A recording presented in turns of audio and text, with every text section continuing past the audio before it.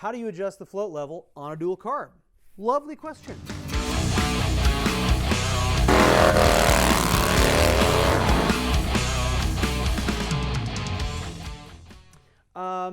While the service manual does not state that you can adjust them, you actually can. There's a little metal tab on each float that you can adjust ever so slightly, and I mean ever so slightly. You get a tiny, tiny screwdriver and just tiny, tiny movements, and that will adjust your float height. Obviously, you want to make sure that you have a float height gauge handy to actually gauge the height of those floats. And that's another thing that's pretty common that a lot of people don't look at is my float height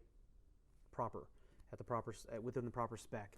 And I mean, I've rebuilt a buttload of carbs from Honda Shadows, and I've seen like 2 ever with a float height that was off, and it was obviously because someone had pushed on it and it was just so out of whack it wasn't even funny. So it is something you can check though pretty simply.